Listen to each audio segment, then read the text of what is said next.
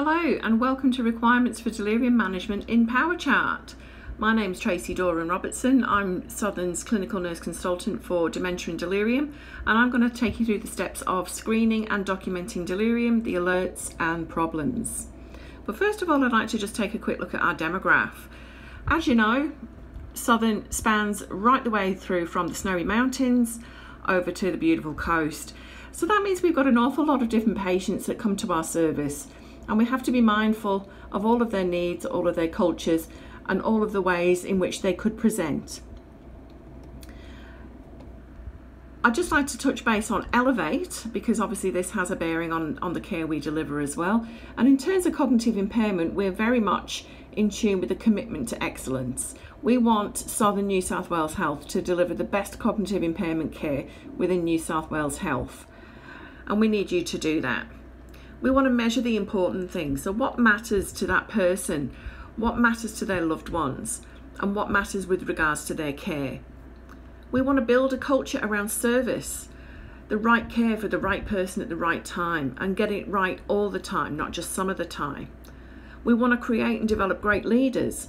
By doing this, we've got people to forge ahead with cognitive impairment care and make sure that we continue to deliver this excellence in care right the way into the future.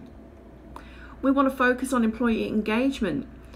I am not an island. I need everyone in the service to work with me to provide that excellence in care. And so all of our employees of all disciplines need to be on board with delivering excellence in cognitive in care. Building individual accountability. We need people to understand what they need to do, be competent and confident in what they're doing and the care that they're delivering, and be accountable for that care. We need to align behaviours with goals and values. Are we doing what we say we're going to do? Are we walking the walk as well as talking the talk? And we need to communicate at all levels. It's not just a case of speaking with your direct colleague or your direct line manager. We need to include everyone in cognitive impairment care, especially the person themselves and their loved ones. And recognising and rewarding success. We need to celebrate those successes, not just focus on what we could have done or should have done. So why is documenting delirium so important? Well, as you know, delirium is a medical emergency. We need to make sure that this is being recognised and being documented so that the patient gets the best care available. Everyone knows what's going on for that person, and particularly on discharge, to make sure that their ongoing care includes details of any cognitive impairment that they may have experienced. So some of the documentation that you'll see around pertaining to delirium that's extremely important is, first of all, the Delirium Clinical Care Standard from 2021 that was revised in September 2021, and that is our Bible. This is what we use to provide excellence in delirium care. Now, this document can be accessed by clinicians and the patient themselves and their loved ones. It's written in a dual focus, and also a better way to care. This addresses how we can provide excellent care to patients while they're in hospital with a cognitive impairment.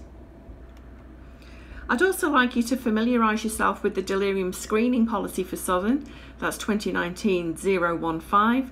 This outlines what we should be doing, how we should be doing it, and when we should be doing it. So how do we screen for delirium? Well, step one is to find out whether or not we think something's wrong. And for this, we use the abbreviated mental test score. Now, this is used for persons aged over 65, or for Aboriginal and Torres Strait Islander people if they're over 45, or indeed anyone that you suspect could be experiencing a cognitive impairment. So where do you find this? Well, if you go into your eMR PowerChart onto the patient summary page and take a look over on the right hand side, scroll down past document launcher, you'll see assessments. And within assessments there, you will see that there is an abbreviated mental test score. There is also the confusion assessment method and the delirium risk assessment tool. So you select your AMTS, you complete the questions, and what do you do next? Well, step two is if the person is scoring less than 7, then that is indicative that there is a cognitive impairment, and you should go on to the confusion assessment method, the CAM, to identify if a delirium is present. And again, you find that in that assessment section on the patient summary page. Step 3, the Delirium Risk Assessment Tool. Now, the Delirium Risk Assessment Tool should be done for everyone who is being admitted. Every patient is at risk of delirium, therefore every patient should receive a DRAT. But it's also the follow-on step 3 for the CAM. Once you've done the CAM, we fill out the DRAT so that risks of exacerbation or indeed development can be identified and therefore managed. And again, that's on your patient summary page in assessments. How do we make a note on the record that someone is at risk of delirium? Again, you go to your patient summary page, you look on the left-hand side and you'll see an orange banner with alerts. You click on the blue cross, it will bring you up a search menu. You type in there, risk of delirium, search, or the little binoculars, and that will give you the list to choose from. You select the risk that you wish and press OK in the bottom right-hand corner. Very similar if you want to enter this as a problem or diagnosis. You go to the patient summary page, you go to alerts, press the cross.